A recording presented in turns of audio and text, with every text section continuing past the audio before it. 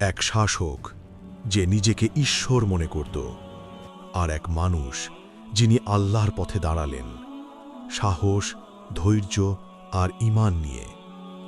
ফেরাউন বনাম হজরত মুসা আলাইহিসসালাম, এক দ্বন্দ্ব যা কোরআনের পাতায় বারবার ফিরে আসে। কি ঘটেছিল সেই সময়?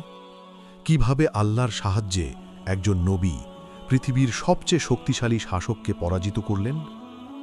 এই গল্প শুধু ইতিহাস নয়, এই গল্পে লুকানো আছে শিক্ষা, সাহস আর ঈমানের শক্তি। আজ আমরা সেই ঐতিহাসিক যাত্রা অনুসরণ করব। হজরত মুসা আলাইহিসসালামের জীবন কোরআনের সবচেয়ে বেশি বর্ণিত নবীদের অন্যতম, কারণ এই গল্পে আছে অত্যাচার আর ন্যায়ের সংঘর্ষ। ফেরাউন ছিল মিশরের শাসক। সে নিজেকে তোমাদের সর্বোচ্চ প্রভু বলে ঘোষণা করেছিল, আর তার শাসনের নিচে বনি ইসরায়েল ছিল দাস।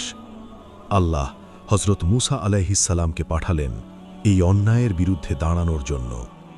এই গল্প আমাদের শেখায়, যখন ক্ষমতা অহংকারে অন্ধ হয়ে যায়, তখন আল্লাহ সত্যের পক্ষে একজনকে দাঁড় করান। ফেরাউন এক স্বপ্ন দেখেছিল, তার রাজ্য ধ্বংস হয়ে যাচ্ছে। জ্যোতিষীরা বলল, বনি ইসরায়েলের ঘরে এক ছেলে জন্মাবে যার হাতে তোমার পতন হবে। ভয়ে কাঁপল ফেরাউন। সে আদেশ দিল, বনি ইসরায়েলের সব নবজাতক ছেলে হত্যা করতে হবে। শহর জুড়ে শুরু হলো কান্না, মায়েদের বুক খালি হতে লাগল। ঠিক সেই সময় জন্ম নিল এক শিশু, মুসা আলাইহিসসালাম। হজরত মুসা আলাইহিসসালামের মা ভয়ে অস্থির, কিন্তু আল্লাহ তার অন্তরে ওহী পাঠালেন, তাকে দুধ পান করাও, ভয় পেলে নদীতে ছেড়ে দাও, আমি তাকে তোমার কাছে ফিরিয়ে দেব। কাঁপা হাতে মা একটি ছোট বাক্স বানালেন, শিশুকে রেখে দিলেন নদীতে। নদীর ঢেউ এগিয়ে চলল, কিন্তু সেটাই ছিল আল্লাহর পরিকল্পনার বাহন।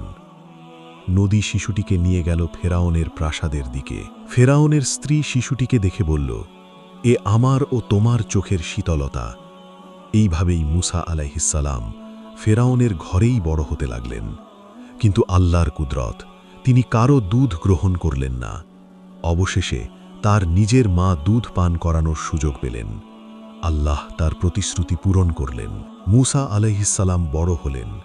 তিনি অন্যায় সহ্য করতেন না। একদিন বনি ইসরায়েলের একজনকে রক্ষা করতে গিয়ে অনিচ্ছাকৃতভাবে একজন মিশরীয় নিহত হল। ভয়, অনুশোচনা, দোয়া সব একসাথে তার হৃদয়ে। তিনি মিশর ছেড়ে মাদিয়ানে চলে গেলেন। সেখানে নবী শুআইব আলাইহিসসালামের পরিবারের সাথে থাকলেন, বিবাহ করলেন, বছরের পর বছর কাটালেন সাধারণ জীবনে। কিন্তু আল্লাহর পরিকল্পনা তখনও চলছিল। এক রাতে আগুন দেখতে পেলেন মুসা আলাইহিসসালাম। তিনি কাছে যেতেই আল্লাহ তাকে ডাকলেন, হে মুসা, আমি তোমার প্রতিপালক। তাকে নবী করা হল, লাঠি সাপে রূপ নিল, হাত উজ্জ্বল আলো ছড়ালো। তাকে আদেশ দেওয়া হল, ফেরাউনের কাছে যাও।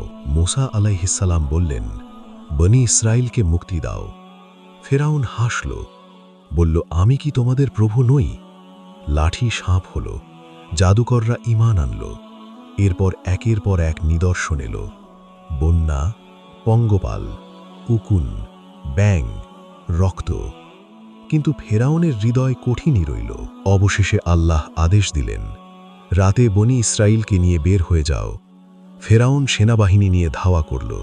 সামনে সমুদ্র, পেছনে শত্রু। মানুষ বলল, আমরা ধরা পড়ে গেছি। মুসা আলাইহিসসালাম বললেন, কখনো না, আমার রব আমার সাথে আছেন। লাঠি আঘাত করল সমুদ্রে। সমুদ্র বিভক্ত হয়ে গেল। বনি ইসরায়েল পার হল। ফেরাউন ধাওয়া করল। হঠাৎ পানি ফিরে এলো। ফেরাউন ডুবে যেতে লাগল। শেষ মুহূর্তে সে বলল, আমি ঈমান আনলাম। কিন্তু তখন দেরি হয়ে গেছে। তার দেহকে আল্লাহ সংরক্ষণ করলেন এক নিদর্শন হিসেবে। এই গল্প আমাদের শেখায়, অহংকার মানুষকে ধ্বংস করে, ঈমান মানুষকে মুক্ত করে। আজও ফেরাউন আছে, আজও মুসা দরকার। যদি আমরা সত্যের পথে দাঁড়াই, আল্লাহর সাহায্য আসবেই। এটাই হজরত মুসা আলাইহিসসালামের গল্প, এটাই কোরআনের শিক্ষা।